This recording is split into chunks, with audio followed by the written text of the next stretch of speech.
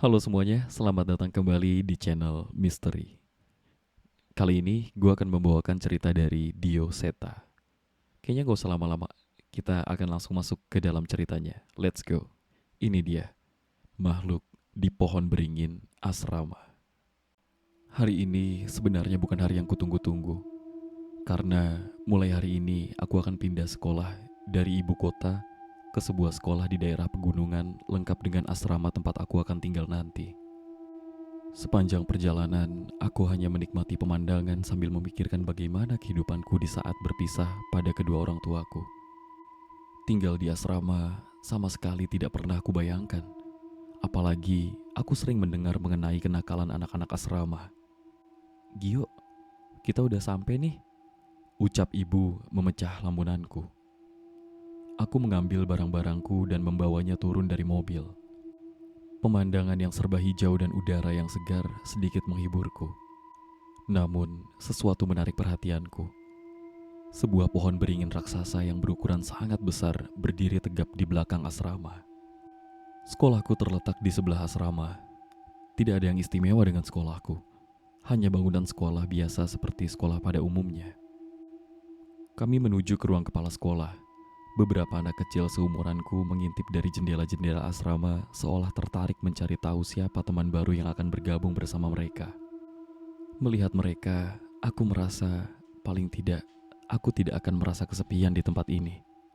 Di ruang kepala sekolah, ibu berbincang-bincang cukup panjang dengan kepala sekolah yang memperkenalkan dirinya dengan nama Bu Ranti.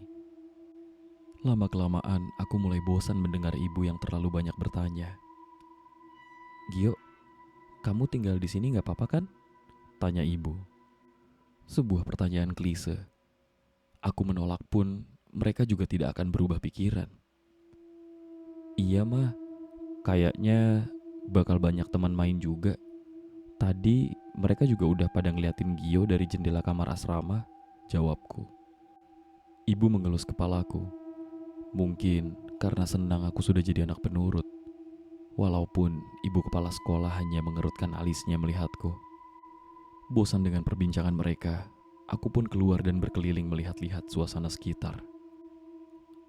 Udara dingin di sini benar-benar membuatku merasa nyaman. Tiba-tiba saja aku mendengar suara seperti benda diseret yang memecah lamunanku. Aku merasa seperti melihat seorang anak kecil berlari menuju bangunan tua di dekat pohon beringin. Rasa penasaran membuatku mencoba mencari tahu dan mengikuti ke arah tempat itu. Besar, sangat besar. Ukuran bangunan tua itu tidak ada apa-apanya dibanding ukuran pohon beringin ini. Bahkan di siang hari seperti ini, cahaya matahari hampir tertutup sempurna saat berada di bawahnya. Setelah aku berjalan mendekat ke bangunan tua itu, terdengar suara langkah anak kecil berlari meninggalkan bangunan tua menuju pohon beringin. Aku berjalan mengikuti sumber suara itu. Mungkin saja itu salah satu anak asrama di sini. Namun tanpa sadar, aku sudah ada tepat di bawah pohon beringin.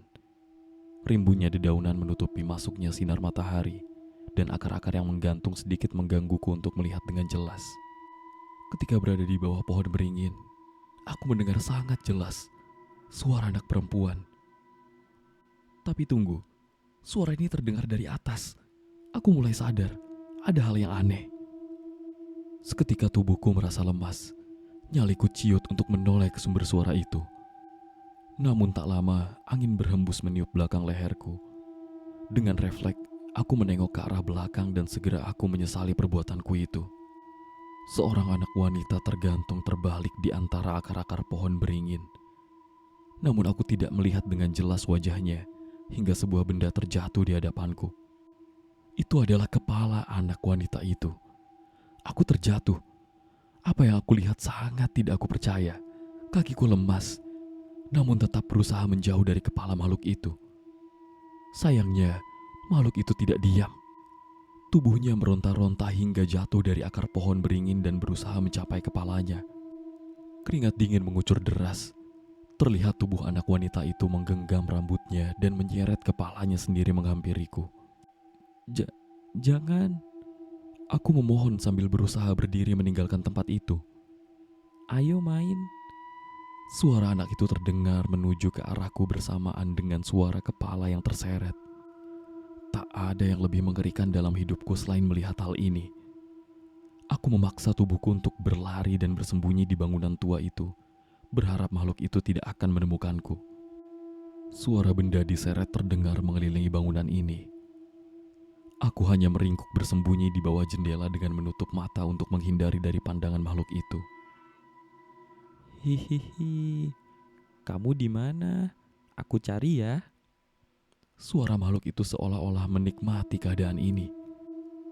Tak ada lagi yang dapat kuperbuat selain menunggu hingga makhluk itu meninggalkan tempat ini. Setelah cukup lama, suara benda diseret terdengar menjauh. Merasa keadaan sudah mulai aman, aku membuka mata. Namun sekali lagi, kepala makhluk itu terlempar masuk dari jendela dan terjatuh tepat di hadapanku. Kepala makhluk itu berusaha memutar menghadapku memamerkan wajahnya yang pucat. Ketemu. Ucapnya dengan senyuman yang mengerikan. Aku tak dapat lagi menahan tangisku dan dengan mengumpulkan sisa keberanian, aku memaksakan kakiku untuk berlari keluar dan mencari pertolongan. Dari jauh terlihat beberapa anak kecil berkumpul di dekat asrama. Aku berusaha berlari menghampiri mereka dan meminta pertolongan. Tolong, ada setan, tolong. Teriakku. Namun sepertinya mereka tidak mendengar. Namun aku tetap berlari ke arah sana. Belum sempat sampai ke asrama, seekor anjing muncul dengan memasang wajah yang menyeramkan. Anjing itu menggigit celanaku dan menariknya hingga robek. Aku berbalik ke arah sekolah, namun anjing itu terus mengejar. Sampai akhirnya, aku menemukan ibu keluar dari ruangan kepala sekolah bersama ibu kepala sekolah. Kenapa, Gi? Dikejar anjing mah, Celanaku robek nih. Bu, yang coklat itu anjing siapa sih, Bu? tanyaku pada kepala sekolah.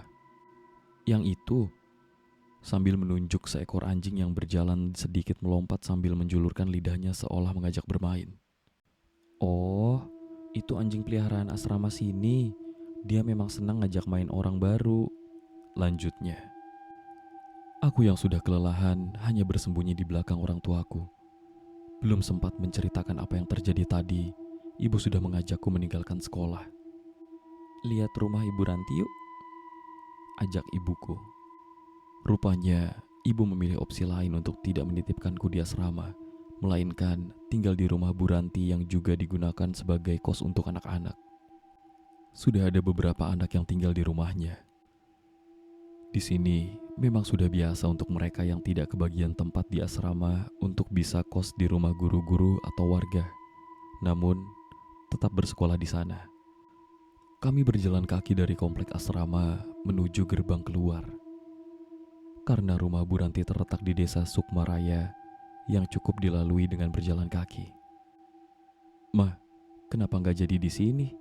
tanyaku penasaran. Di rumah Bu Ranti tempatnya lebih layak. Mama juga jadi bisa sering nelpon kamu, jawab ibu padaku. "Tapi mah, di sini banyak anak-anak seumuranku. Tadi Gio melihat mereka," ucapku pada ibu. Bu Ranti terhenti sejenak. Ia menghampiriku dan berkata kepadaku, "Gio, anak-anak asrama masih pada sekolah.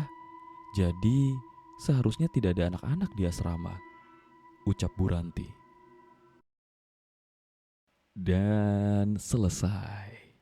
Itulah cerita makhluk di pohon beringin asrama karya Dioseta. Gimana? Kalian suka? Klik tombol like dong. Gue tahu kalian masih penasaran. Kok ngatung banget ceritanya? Tenang, ini bakal ada lanjutannya. Jadi, pastiin kalian udah subscribe channel Misteri dan nyalain notifikasinya. Dan sebelum lanjut, gue pengen istirahat dulu.